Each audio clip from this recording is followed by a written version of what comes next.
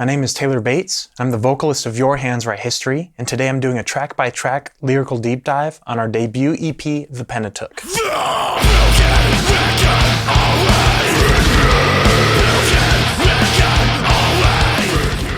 In this video, I'll be sharing some of my ideas, thoughts, and the process behind writing the first two tracks titled The Still Small Voice and In the Jaws of the Deep. Just a quick note before we get started, these lyrics in this video series is entirely from my own perspective and feelings and thoughts about what these songs mean, so I don't necessarily speak on behalf of my bandmates, and I'm sure that these songs mean something a little different to them. And I'm not here to tell you what to believe or what to think.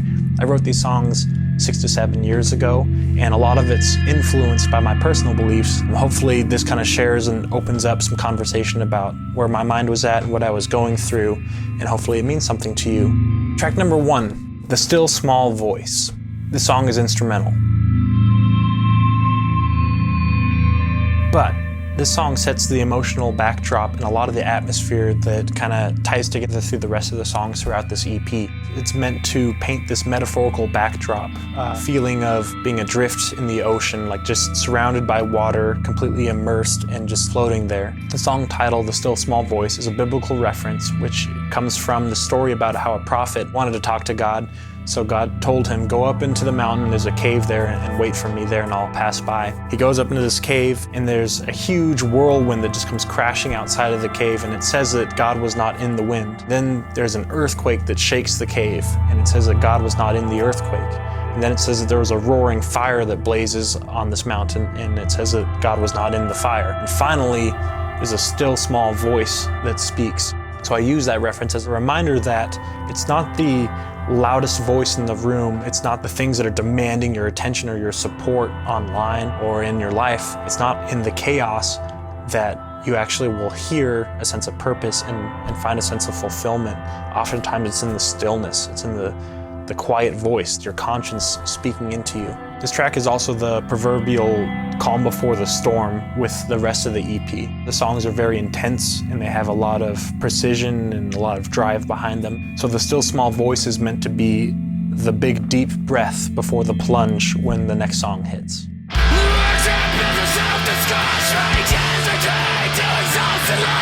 The opening lines of this song are meant to share a sense of being overwhelmed and just surrounded by chaos. There's a storm happening around you that just seems to be ripping everything apart. And that storm is the manifestation of a self-destructive, self-analytical mentality, feeling rage and frustration at yourself for not being able to be the better person that you want to be. And the self-destructive storm is raging between your exhausted lungs or your physical being of just feeling like you're choking or you're drowning or you just can't breathe because you're just so overwhelmed by everything that's happening around you and inside of you. The second line is talking about how it's like an infection. It's not something that you can remove or just choose to get rid of. It's inside of who you are as a person. The faint pulse of a declining heart still bleeds is talking about how everything's just collapsing around you and inside of you, but there is still a heartbeat, that reminder that you're alive, that it's not over yet. There's still hope.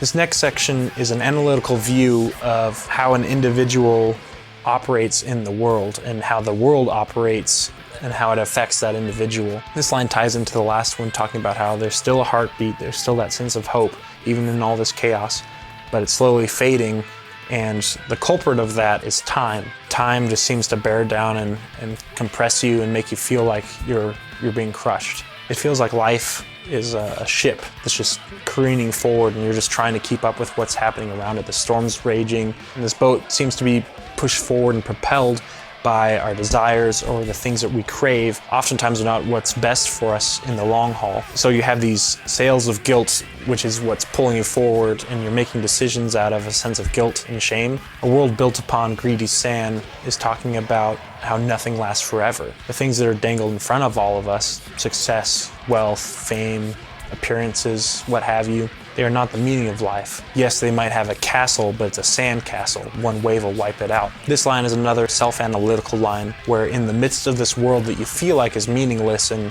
it's all vanity, why is it that I still crave those things or still desire to be successful in this world that I know is not going to last? This line talks about how this little bit of hope or this melody that you have inside of your lungs is screaming, it's being distorted or twisted from what it should be. The things that we feel called to do can often feel like they're twisted or manipulated into being self-gratifying versus helpful for others. This shares about how mentally I felt like I was dealing with all this on my own. It's like I had all these desires or all these feelings or thoughts about situations, and yet I couldn't speak it out. It was just trapped inside my own head, and it just felt so thick, like it was constricting internally, and it just felt like you couldn't get it out, you couldn't speak it out, you couldn't share your ideas because you thought people would think you're crazy.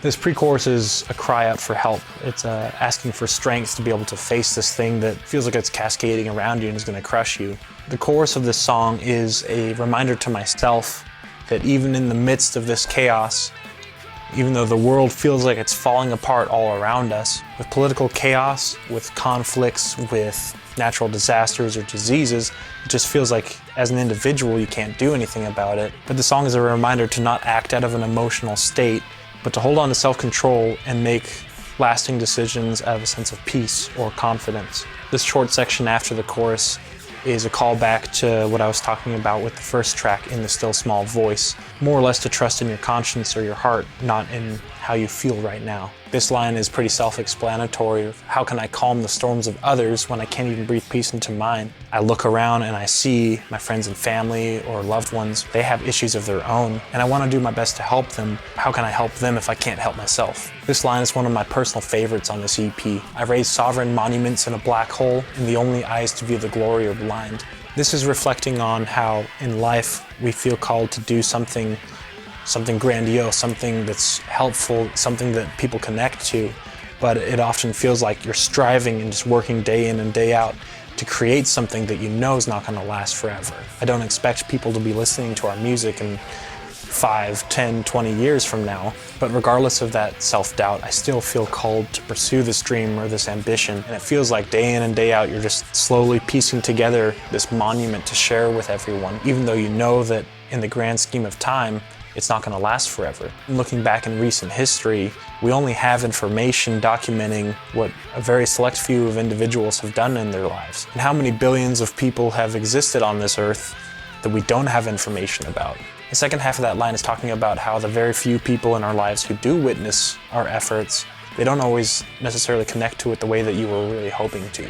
This section is a call to arms, so to speak, for our generation. Life is finite, and the time that you have is very short. So many people have a dream or ambition of their own, but they don't invest the time or the energy or the effort in order to chase that dream or to pursue that goal. Most people just dream that this life-changing opportunity will just land in their lap and make everything better. But if you look at the current state of our culture, how many successful individuals are there compared to how many countless of unsuccessful individuals? The people who tend to succeed are the ones who are chasing that ambition or learning how to get better at their craft, or they're out there networking and creating connections for future partnerships down the road. All of that's just a reminder or a prompt not to waste our life doing things that don't matter, like scrolling Facebook. This next section builds off of that thought by asking, what is the meaning of life? At the end of the day, it doesn't matter what you have or who you are or what you've achieved in your life. Eventually, we all die. This section is kind of asking the question of what's your life legacy going to be? I would rather have one truly meaningful experience to impact this world than have a lifelong pursuit of chasing after things that don't matter. And then it kind of slaps our culture in the face, pointing out the fact that money doesn't really have a tangible value to it.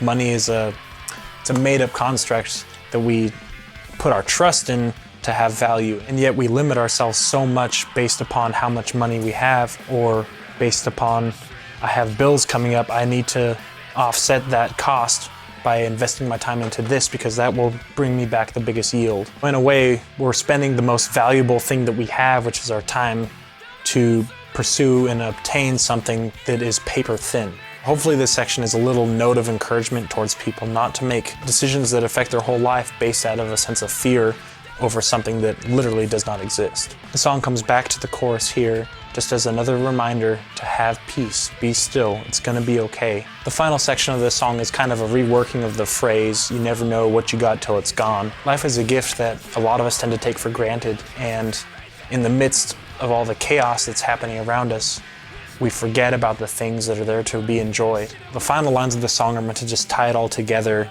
talking about how life is so short, it's a blink of an eye, so don't miss it. I know that this video got pretty lengthy. Hopefully the follow-up tracks won't take quite so long for me to get through.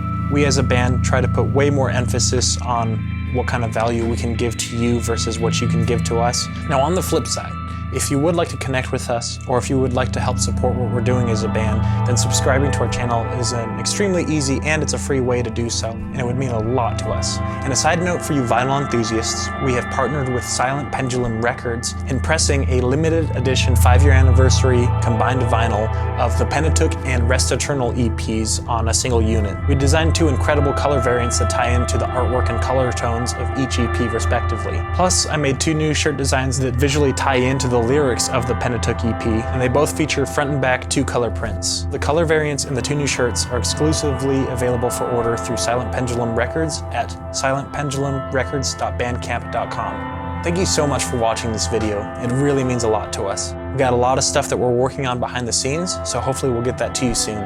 Have a wonderful day!